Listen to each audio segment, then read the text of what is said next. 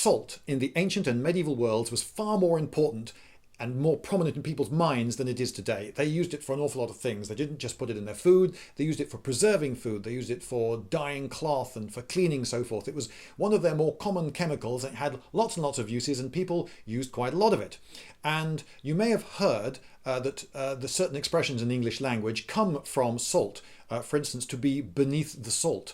Meaning to dine on the lower tables, where the upper tables were given salt cellars so they could sprinkle any amount of salt onto their food as they wished.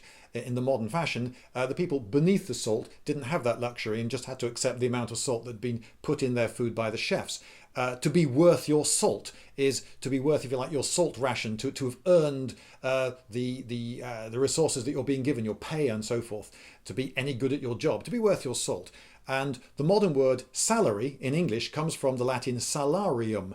A salarium was your ration of salt. So soldiers might regularly queue up for their salarium, their regular, you may call it payment, but it was like their salt ration. It wasn't exactly their wages, but it was one of the perks of doing the job that you did might be that you get a salarium, a regular dose of salt. So that's where we get the word salary from. So there are a lot of reasons to associate the word salt with money. Now, there's something that I have heard so many times.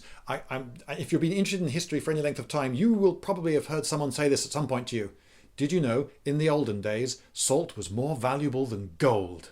Well, I'm here to say, no, it wasn't. It was never more valuable than gold. Let's think about it for a moment. Gold. Gold is extremely rare. It's used for coinage. It exists usually in minuscule quantities, and by and large you have to go to a hell of a lot of effort to dig it up, to pan it out of a river, to find it. It's really difficult to get hold of, whereas salt in the ancient and medieval world, well, have you ever heard of a sea called the Mediterranean? It has a very long coastline, and there's loads and loads of salt just in the water. All you have to do is evaporate the water, and hey presto, you've got a load of salt. Now, when I was in Malta recently, actually I was on the Isle of Gozo, when I saw these pools of seawater that had collected quite naturally on the beach, and they dried out, and you can see, yeah, there's loads of salt in them. In order to get salt in Gozo, all you have to do is go down to the beach or the rocky areas on the coast and just scoop some of it up. Nature's done all the work for you. Getting hold of gold is not anything like as easy as that, and people had ships so they could move stuff around. How is it possible that anyone could say that salt was more Really, dude? You're talking about salt. Do you have any idea what kinds of salty comments you're going to get for this trivial nonsense? You're wasting people's time. They could be curing cancer now. I'm not talking about... But you have to talk about something interesting. Okay, yes, it's true. If I were to make a video about swords or spears or axes or something, I would get at least 3 times, perhaps 5 times as many viewers as I get doing some other sort of historical video. But I want to talk about things other sometimes than weapons and warfare. But so I want to talk to you about salt. This is YouTube, so you have to talk about something more engaging, something that people give a crap about. Salt. I mean, who discusses salt in detail? What do you want me to say about it? So it's I suppose it's not actually the weapon itself. It's the ammunition for a bit of weaponry. So you would need a bow, and I do make the occasional videos about bows and so forth, and we'll be making more.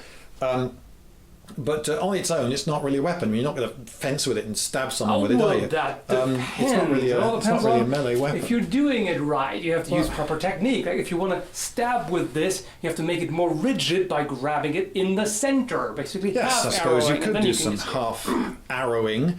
But people carried knives. People carried knives pretty much as standard. Why don't they just draw a knife and stab the guy? It would be quicker and easier, and you wouldn't have to invent a term for it. Why am I not surprised that you don't want to talk about arrows? What was the fire arrow video again that you were supposed to make? Yes, all right. Yes, it's true.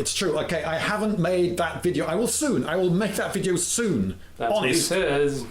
Right. But if you want to talk about stabbing, then...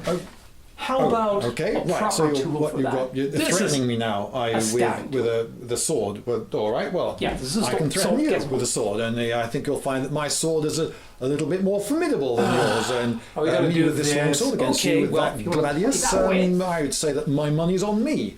Right. Well, I can play this game too, you know? Yeah. Yeah, very mature. Yeah, a great Yes. sword. Yeah, a great sword. Yeah. Okay. Yeah, great Well, indeed. actually, in dueling, I'm not so sure that a great sword is so great. Yeah, okay, it's bigger than a long sword, but bigger doesn't necessarily mean better in dueling. Yes, a I small one. reckon right. What is it now? What you're forgetting is the huge reach advantage Okay, that this I'm has. gonna In put a order to stop get to this. into my measure, you have to right. get past this. And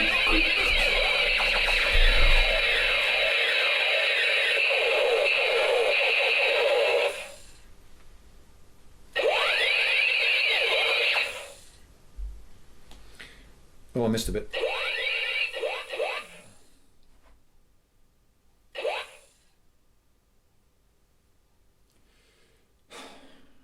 Oh yeah, salt.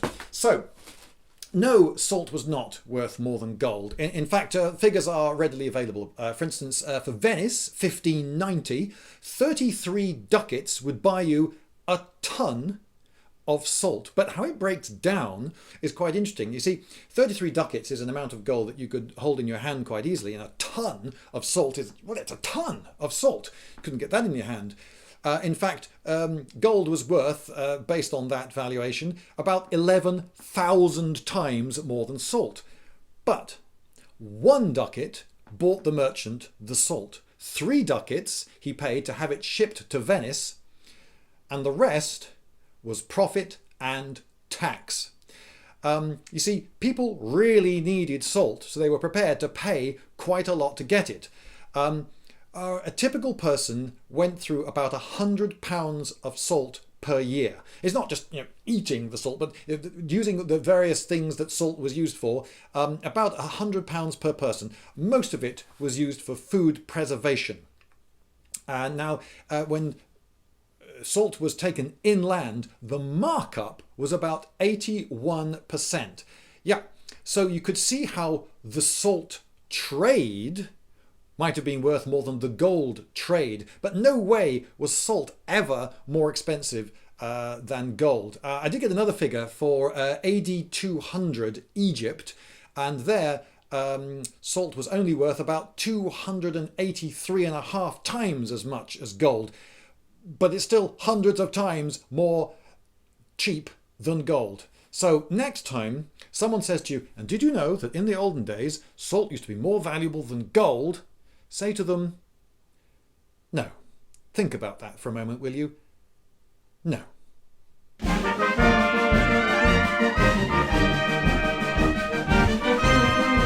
Lindybeige!